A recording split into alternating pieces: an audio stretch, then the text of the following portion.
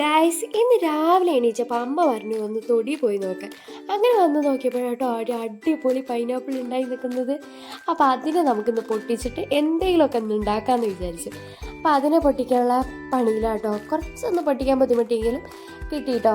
നല്ല മുള്ളൊക്കെ ഉണ്ട്, മുള്ളൊക്കെ കുത്തി കുഴപ്പമില്ലാതെ, പക്ഷെ നല്ല ഒരു ക്യൂട്ടായിട്ടുള്ള പൈനാപ്പിൾ തന്നെ നമുക്ക് കിട്ടിയിട്ടുണ്ട് കേട്ടോ. നല്ല ഭംഗിയുണ്ട് അതിന് കാണാൻ. ഞാനൊരു ഉമ്മയൊക്കെ കൊടുത്തിട്ടുണ്ട് കേട്ടോ, നല്ല ഭംഗിയുണ്ട്. ഇനി ഇതിനെ വെച്ചിട്ട് നമുക്കൊരു പൈനാപ്പിൾ പെരുക്കന്നെ ഉണ്ടാക്കാമെന്ന് ഞാൻ വിചാരിച്ചു. അങ്ങനെ എൻ്റെ അമ്മ എനിക്ക് കൊടുക്കുന്നത് ഒരു മൂർച്ചയില്ലാത്ത കത്തിയാട്ടോ. അതുകൊണ്ട് ഞാൻ കഷ്ടപ്പെട്ട് മുറിക്കണ കണ്ടിട്ട് അച്ഛൻ പറഞ്ഞു, മകളെ നീ അതുകൊണ്ട് കഷ്ടപ്പെടണ്ട, ഞാൻ മൂർച്ചുള്ള കത്തി കൊണ്ടുവരാറുണ്ട്. എനിക്ക് പാവൻ്റെ അച്ഛൻ ഒരു മൂർച്ചുള്ള കത്തി തന്നെ കൊണ്ടു തന്നിട്ടുണ്ട്. അതുകൊണ്ട് ഞാൻ നല്ല മടാന്ന് മുറിക്കുന്നുണ്ട് കേട്ടോ. അത് നിങ്ങൾ കണ്ടില്ലേ, നല്ല അടിപൊളിയായിട്ട് തന്നെ ഞാൻ മുറിച്ചെടുക്കുന്നുണ്ട്. എനിക്കിത് മുറിച്ച് വലിയ പരിചയമൊന്നുമില്ല കേട്ടോ. പിന്നെ ഞാൻ മുറിക്കുന്നതിൽ എന്തെങ്കിലും തെറ്റുകുറ്റങ്ങളുണ്ടെങ്കിൽ അത് നിങ്ങളന്ന് ക്ഷമിച്ചേക്കാം കേട്ടോ. ഇന്ന് പൈനാപ്പിൾ പെരുക്ക് ഉണ്ടാക്കൊണ്ടാന്ന് അറിയില്ല, ഞാൻ എന്തായാലും മഞ്ഞ ഡ്രസ്സ് തന്നെ ഇട്ടിട്ടിരിക്കുന്നു കേട്ടോ. ഇതൊക്കെ ഒരു യാദൃശ്ചികമായിട്ടുള്ള കാര്യങ്ങളാണ്. അങ്ങനെ ഞാൻ നല്ല പോലെ അതിനെ ചെറുതാക്കി തന്നെ കട്ട് ചെയ്യുന്നുണ്ട്. അമ്മ പ്രത്യേകം പറഞ്ഞു അത് ചെറുതാക്കി കട്ട് ചെയ്യണം. പിന്നെ ഇങ്ങനത്തെ സാധനങ്ങളൊക്കെ നമ്മളെ കയ്യിൽ കിട്ടിയാൽ അതൊന്ന് കഴിച്ചു നോക്കാണ്ടിരിക്കും അല്ലേ, എത്രത്തോളം മധുരം ഉണ്ടെന്നൊക്കെ അറിയണ്ടേ. അങ്ങനെ കട്ട് ചെയ്ത് കഴിഞ്ഞിട്ടുണ്ട് കേട്ടോ.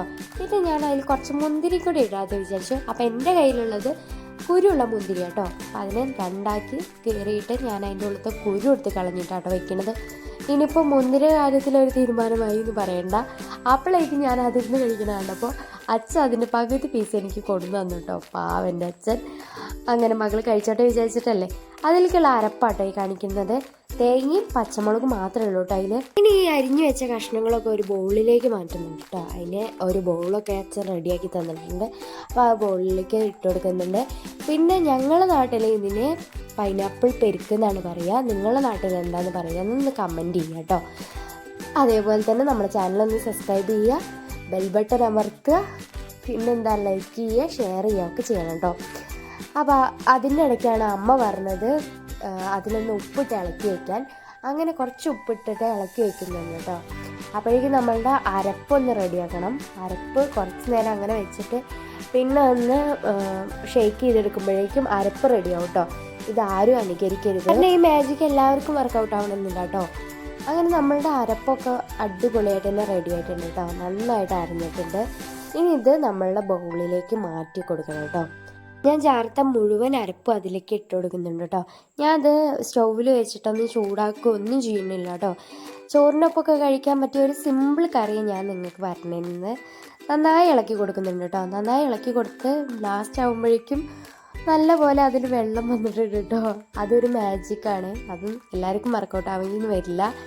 അതിന് വേണ്ടിയിട്ടുള്ള വറവ് നമുക്ക് റെഡിയാക്കാം കേട്ടോ.